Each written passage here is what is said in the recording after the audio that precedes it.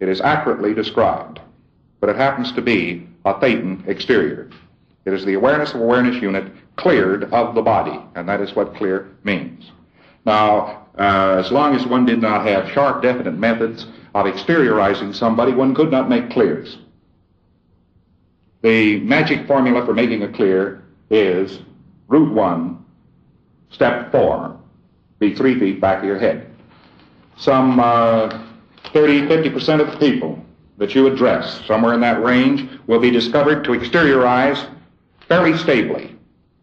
As you pick them up off the street, one after the other. Do you know what you're doing when you say be 3 feet back of your head and the fellow stably 3 feet back of his head? He knows he's not a body. He knows he's out there. You know what you've done at that moment? You have made a clear, a Dianetic clear. Now let's not quibble and fiddle-faddle and let a bunch of medical doctors and psychologists who strain themselves up through the drain pipe and get into this science and on our comm lines disabuse you of anything else in what you've done. I don't care if you don't like Scientology, or you like it, or you're really in favor of Dianetics, or you hate Dianetics, you like Scientology. Actually, these words both describe the same science. And the difference between the two is Dianetics covers dynamics 1 to 4, Scientology covers the dynamics 1 to 8. I want to give you something about this process. Is there any way you have to say this? Do you have to say it be 3 feet back of your head? Or do you have to say it be 3 feet back of your head? Or something of the sort? No, it is said in total knowledge of two-way communication. You've got to know your two-way communication, you see. You've got to be in communication with the person. And you have to remember to do it in a place that is quiet and where the person is not going to immediately be hit by your voice, falling chairs, starting trucks, or something of the sort, because he gets out of his head and boom! He's all of a sudden startled. The most sudden thing that can be done to a man has happened to him. That is the most startling thing that can be done to a man. Be 3 feet back of your head and there he is. He's very startled, and a wave of sound, or an impulse of sound, or upset, or a lot of chatter from the auditor right at that point will interiorize him again. He will duck in order to protect himself, as though he had to protect himself against anything. So this is really the secret, you might say, of secrets, and this is the one-shot clear, be 3 feet back of your head, and the secret in using it is simply this.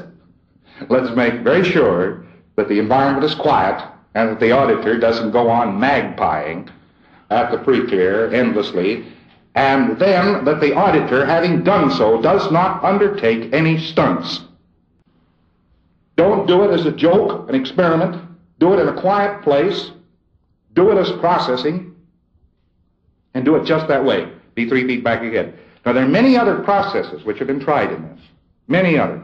Actually, we found there was a command, which was the most startling news that I had received from outside sources up to that time. There was a command which made a person do this thing, and that was try not to be 3 feet back of your head. It's not good processing, but it did demonstrate there was a magic command. Working on it further, I managed to get together a command, be 3 feet back of your head, just that way, boom, and found out that I was hitting about 50% of the human race. This is the one-shot clear. Just a few little words.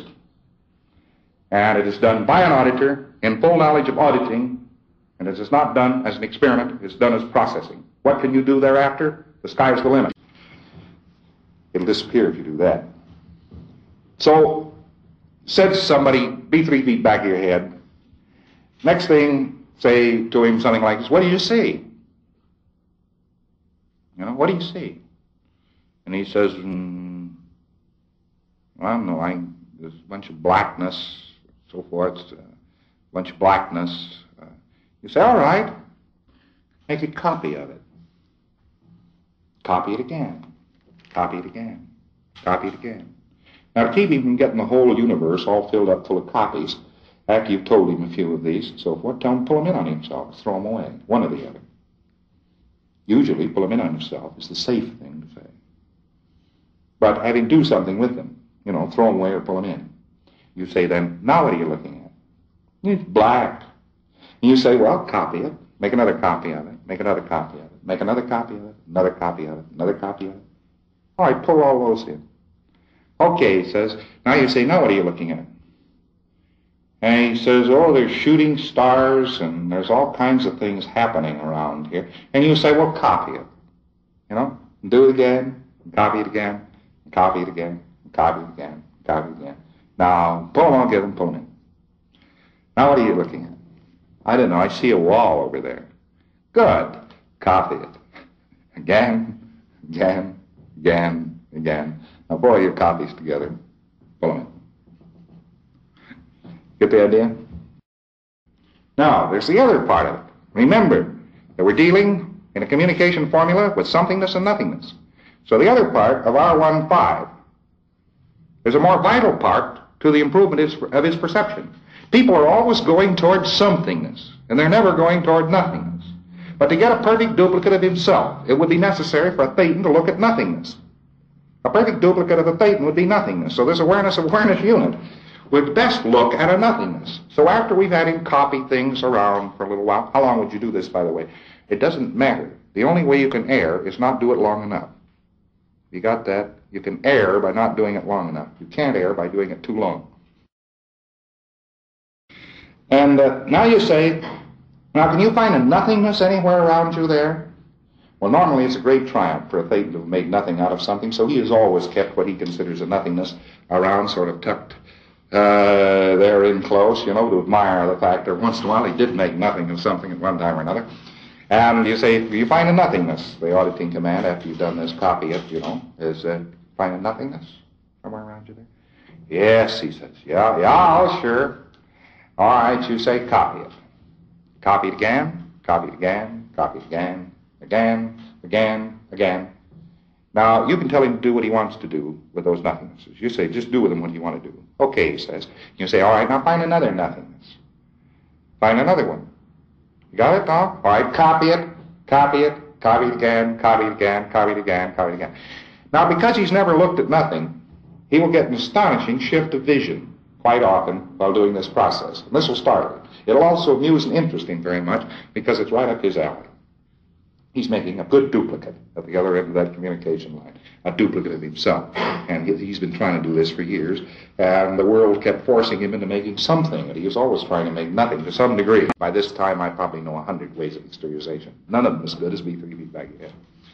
Because once you get them out trickily, you know, you're very tricky and you're very smart, and you slide them out of their heads very carefully. They slide back in just as trickily and smartly.